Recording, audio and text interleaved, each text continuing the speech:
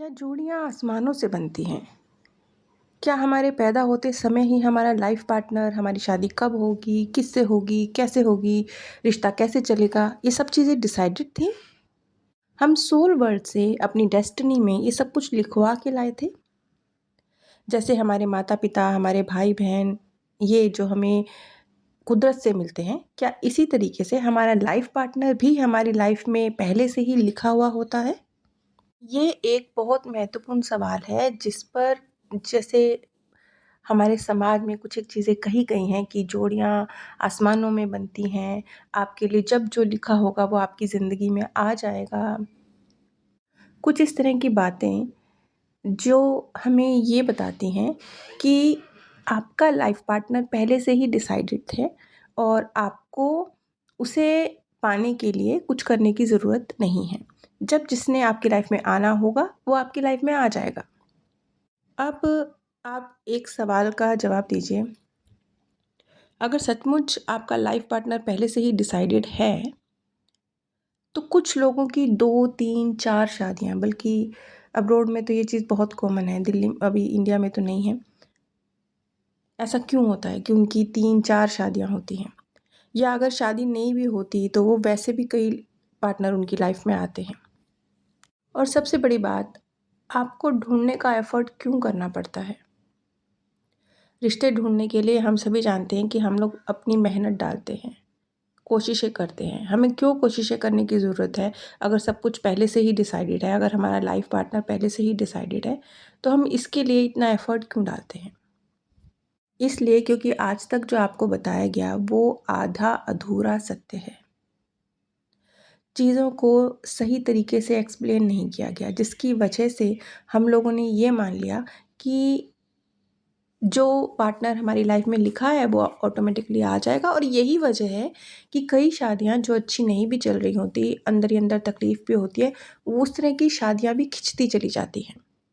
और वो शादियां चाहे दर्द में हो व्यक्ति तो भी खिंचती चली जाती हैं, इसलिए क्योंकि ये मान के जिया जा रहा है कि हमारे भाग्य में यही था, यही पार्टनर हमारी लाइफ में लिखा हुआ था। माता पिता और भाई बहन के संदर्भ में तो हम चीज़ को फिर भी समझ सकते हैं, क्योंकि आप अपने माता पिता से, अपने भाई बहन से तलाक नहीं ले सकते।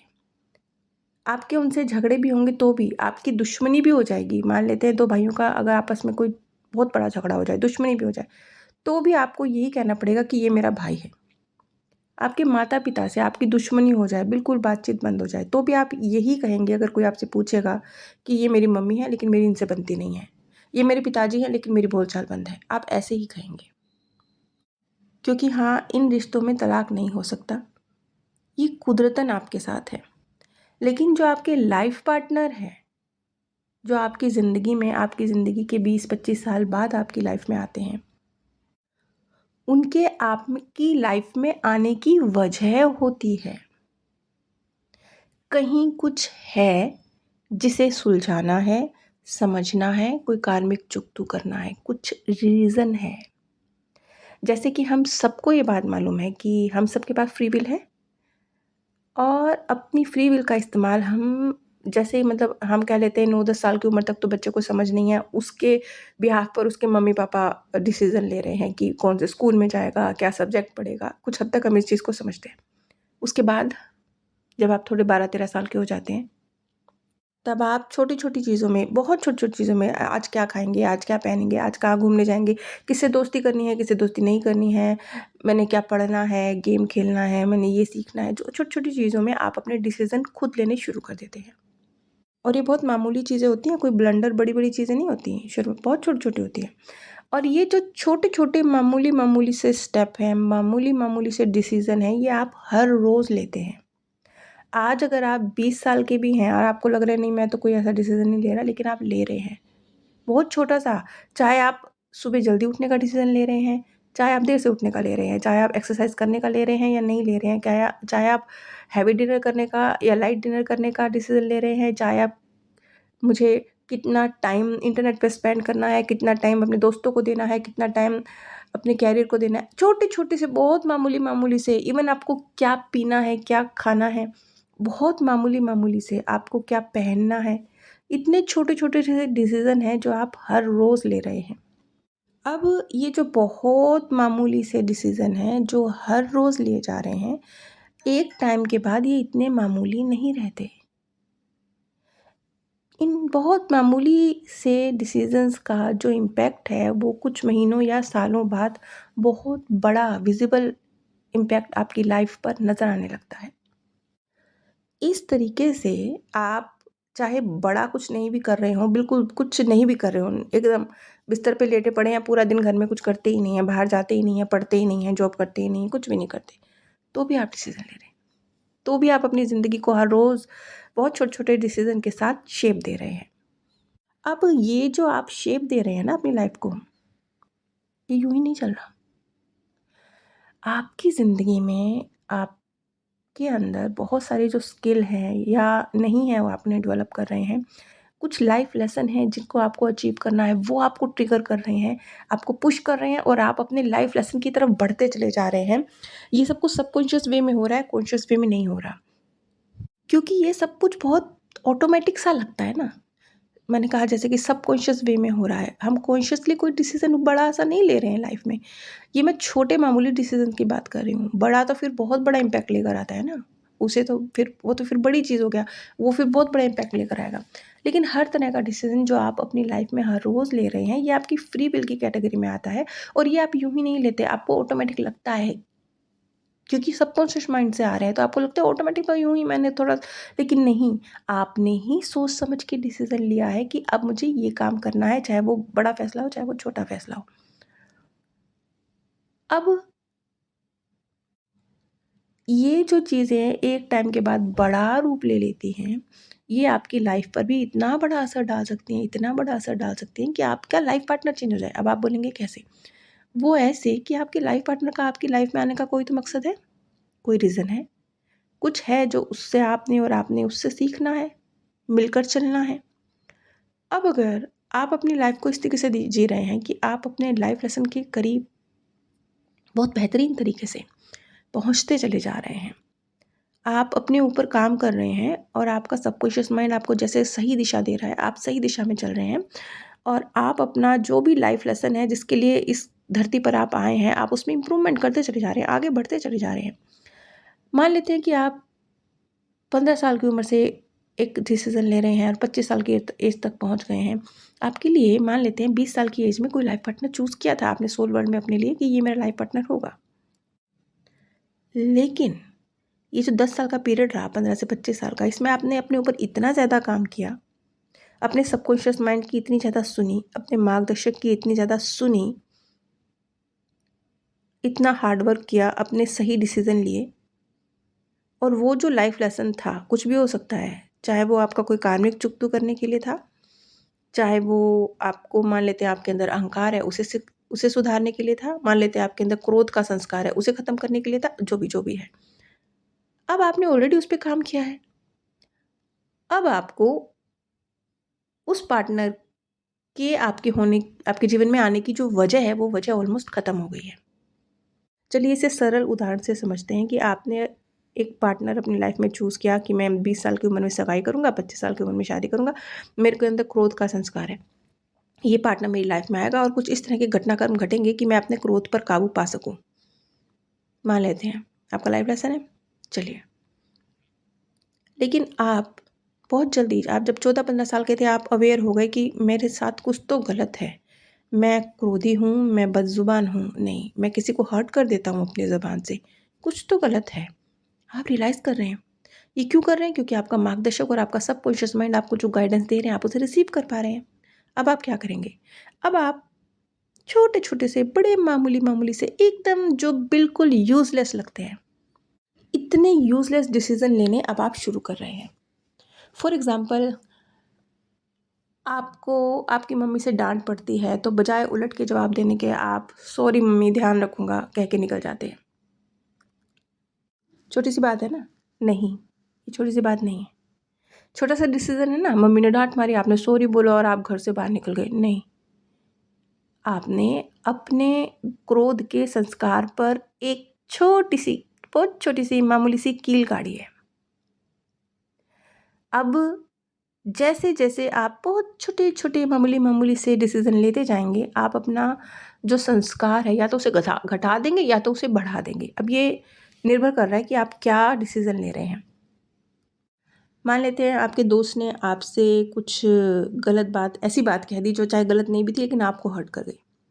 अगर आप पुराने वाले व्यक्ति होते, आप अपने ऊपर काम ना कर रहे होते, आप क्रोधी व्यक्ति होते, तो आप उसको एक का जवाब 4 से देते और रिश्ता ही टूट जाता। या वो व्यक्ति जिसको आपने एक का जवाब 4 से दिया, बिल्कुल उसका दिल टुकड़े कर देते, आप इतनी बदतमीज़ी उसके साथ करते। आपने जब आपके दोस्त ने आपके साथ बदतमीज़ी करी, आपने एक छोटा-सा फ़ैसला लिया कि थोड़ा कंट्रोल, एक का जवाब एक से ही दे रहा हूँ। उसने मुझे एक गाली दी तो मैं उसको भी रिटर्न में एक ही दे रहा हूँ, बस बात यहीं पे ख़त्म कर रहा हूँ। मैं ज़्यादा बदज़बानी नहीं करूँगा। मामूली सा डिसीज़न, लेकिन इस डिसीज़न ने क्या किया, इस डिसीज़न ने छोटा-छोटा डिसीज़न जो आप लेते चले गए, आपकी दोस्ती को ख़राब नहीं करा। धीरे-धीरे आपने मम्मी को जवाब नहीं दिया, धीरे-धीरे मम्मी को भी रियलाइज़ हुआ कि अब ये उलट के जवाब नहीं दे रहा है, तो आपकी मम्मी का भी थोड़ा आपसे डाँटना कम हुआ। धीरे-धीरे बहुत स्टेप बाय स्टेप, बिल्कुल इतना छोटा इनविज़िबल सा असर आपकी लाइफ़ पर, लेकिन वो लॉन्ग टर्म में बहुत विज़िबल हो जाएगा, वो आपकी लाइफ़ पर पड़ना शुरू हुआ। अब आपने जो अपने लिए 20 साल की उम्र में सोचा था कि मैं सोल वर्ल्ड में डिसाइड किया था कि ये मेरा लाइफ़ पार्टनर होगा, ये मेरे क्रोध के संस्कार को ख़त्म करने की वजह बनेगा, 25 साल की उम्र में मैं इससे विवाह करूँगा, ऐसा नहीं होता। क्यों? क्योंकि आपने ऑलरेडी अपने संस्कार के ऊपर काम कर लिया, वो तो ख़त्म ख़त्म कर रहे हैं आप, बड़ा बेहतरीन कर रहे हैं। अब क्योंकि आप स्वयं एफ़र्ट डाल रहे हैं और अपने लाइफ़ लेसन के करीब पहुँच रहे हैं, तो कुदरत भी ये देख रही है कि अब इसकी लाइफ़ में इस व्यक्ति की एंट्री की ज़रूरत नहीं है। क्योंकि इसने वो कार्य ऑलरेडी कर लिया या कर रहा है और बड़ा बेहतर कर रहा है, जिसके लिए इस व्यक्ति के जीवन में इस दूसरे व्यक्ति की एंट्री होना ज़रूरी था। मान लेते हैं दूसरा व्यक्ति आपको आके तीसरी क्लास की पढ़ाई कराता, आप तो ऑलरेडी तीसरी क्लास की पढ़ाई पढ़ चुके हैं, अब आपको नहीं ज़रूरत। तो कुदरत भी इस चीज़ को समझती है कि अब इस व्यक्ति की इसकी लाइफ़ में ज़रूरत नहीं है और आपका लाइफ़ पार्टनर चेंज हो जाता है। ये सिर्फ लाइफ पार्टनर पे नहीं है, ये ज़िंदगी के और भी बहुत सारे पहलू हैं जिन पर ये चीज़ें लागू होती हैं, जिन्हें सही तरीके से ना एक्सप्लेन नहीं किया गया। इतना ज़्यादा उलझा दिया गया कि हम लोगों ने ये समझ लिया कि हाथ पे हाथ धर के बैठ जाओ, ये चीज़ें तो ऐसे ही चलती हैं, ऐसे नहीं चलती हैं। बहुत कुछ है जो हमें गलत तरीके से, सही तरीके से एक्सप्लेन नहीं किया गया है। बहुत सारी ऐसी थ्योरीज़ हैं, हमारे कर्मा की थ्योरीज़ हैं, बहुत कुछ ऐसा है जिसे उस तरीके से एक्सप्लेन नहीं किया गया है, जिसकी वजह से बहुत सारे गलत डिसीज़न, गलत फीलिंग्स हम अपने अंदर जनरेट कर लेते हैं और चीज़ों को जो सही वे में घट सकती थी, उन्हें उस तरीके से घटने नहीं देते। ऐसी स्थिति में आपके लाइफ पार्टनर चेंज भी हो जाते हैं। आपके जो लाइफ पार्टनर हैं, हो सकता है 2 या 3 या 4 आप अपने अपने लिए डिसाइड करे हों। होते हैं ना, लोगों के तो तलाक भी होते हैं और 2, 3, 4 शादियाँ भी होती हैं। वो क्यों होती हैं? क्योंकि कुछ के कार्मिक रहे होंगे जो अपना कार्मिक चुकतो करने आए हैं, कुछ आपको शॉर्ट टर्म के लिए कुछ सिखाने के लिए आए होंगे और कुछ आपको एक लंबे वक़्त तक आपकी लाइफ़ पे असर डाल के आपके अंदर कुछ बड़ा बदलाव करके जाएँगे। अब आप बोलेंगे कि ये क्या हुआ? ये तो हम विदेशी नहीं हैं, विदेश में ऐसा होता है, हिंदुस्तान में तो शादियाँ चलती हैं। यहाँ पर भी एक पेच है। आपने देखा होगा कि ख़ास तौर पे महिलाएँ इस बात से रिलेट करेंगी। जैसे कि अब कहा जा रहा है, पहले हम पुरानी वक़्त की बात करें, हमारे दादा-दादी, हमारे माँ-बाप की ज़माने की बात करें, तो ये कहा जाता था कि हिंदुस्तान बड़ा ही एक, कितना यहाँ पे कल्चर हमारा जीवित है और तलाक नहीं होते हैं। पति-पत्नी के रिश्ते 7 जन्म के होते हैं, ये कहा जाता था, आज भी कहा जाता है। लेकिन फिर हम देखते हैं विदेश की तरफ, तो हम देखते हैं कि यहाँ तो एक ही लाइफ़ में 3-3 शादियाँ हो रही हैं। तो क्या इनके 7 जन्म के रिश्ते नहीं हैं? सिर्फ़ हमारे 7 जन्म के रिश्ते हैं? ये अलग-अलग कुदरत ने नियम बना रखे हैं क्या? इंडिया के लिए अलग, इंग्लैंड के लिए अलग, कुछ ऐसा खेल चल रहा है क्या? नहीं, ऐसा खेल नहीं चल रहा। ये एक इल्यूज़न था हमारे माइंड में कि इंडिया में तो रिश्ते बहुत अच्छे चलते हैं। लेकिन अंदर ही अंदर वो रिश्ते एक दूसरे के लिए सार्थक नहीं थे। बहुत सारी जगहों पर कोई भी, चाहे पुरुष हो चाहे महिला हो, एक्सट्रीम स्तर तक अब सेक्रीफाइस दे रहा था जो उसे नहीं देना चाहिए था, जिसकी वजह से ऊपरी तौर पर वो रिश्ता चलता हुआ समाज को दिख रहा था, लेकिन अंदरूनी तौर पर कोई एक व्यक्ति जो हद से ज़्यादा सेक्रीफाइस कर रहा है वो व्यक्ति टूट रहा था। और बहुत बहुत बहुत सारी शादियाँ पुराने वक्त में इसी तरह की थी, लेकिन क्योंकि खास तौर पे महिलाओं को ये ट्रेनिंग दी गई थी कि ऐसे ही तो होता है, ये एडजस्टमेंट तो करनी होती है, तुम्हें अपना सब कुछ छोड़ना होता है, तुम्हें पति की पसंद का ही खाना बनाना होता है, अपनी पसंद भूल जानी होती है, औरतों का काम तो घर में, तो उस इस तरह की थ्योरीज थी जो मतलब समाज ने सिखाई थी। तो औरतें उनको फॉलो कर रही थी, और बहुत सारे पुरुषों को भी सिखाई गई थी, ऐसा नहीं कि औरत की बात ये नहीं कर रही मैं, पुरुषों को भी सिखाई गई थी। तो वो उनको फॉलो कर रहे थे ब्लाइंडली, और उनको एहसास ही नहीं था कि कहीं कुछ टूट रहा है, कहीं ज़िंदगी की गाड़ी में इम्प्रूवमेंट नहीं हो रही है, सोल ग्रोथ को नहीं पा रही है, कुछ तो गलत हो रहा है। तो जब इस तरह की शादियों में लोग होते हैं या होते थे, तो ऊपरी तौर पर बेशक वो शादियाँ चलती हुई आपको दिखाई देती थी, लेकिन वो आपकी आध्यात्मिक ग्रोथ, आपकी आत्मा की उन्नति में ज़ीरो रोल प्ले कर रही होती थी, ज़ीरो। विदेशों में इस तरह की अवेयरनेस हमसे थोड़ा पहले आई है, वहाँ पर भी ऐसा नहीं था, लेकिन हमसे थोड़ा पहले वो लोग इस बात को लेकर सचेत हुए हैं कि एक जीवन का मूल्य कहीं ज़्यादा है, बजाय इसके कि आप अपने आप को सेक्रीफाइस करते रहें। मानव जीवन का जो मूल्य है उन्होंने हमसे पहले समझ लिया।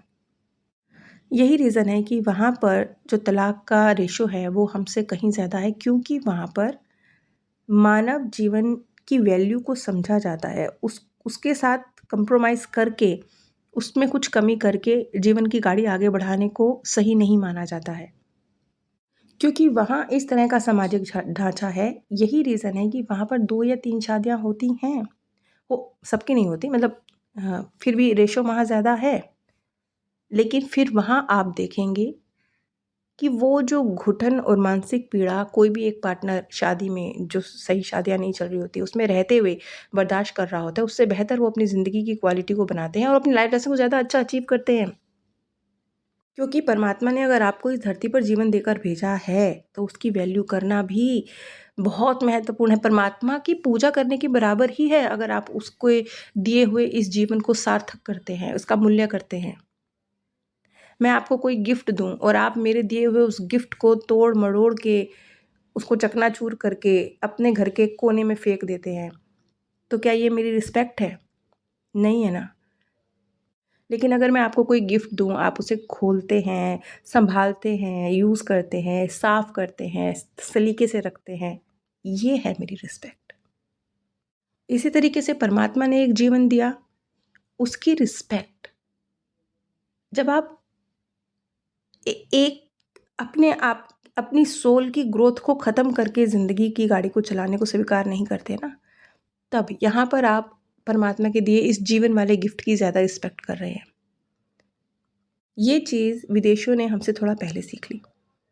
अब आप बोलेंगे कि विदेशी तो हमारी तरफ मुड़कर आते हैं आध्यात्मिक ज्ञान के लिए, वो तो कितने श्री कृष्णा को फॉलो करते हैं, भारत की तरफ देखते हैं, उनका जो साहित्य है वो तो हमारे सामने कुछ भी नहीं है।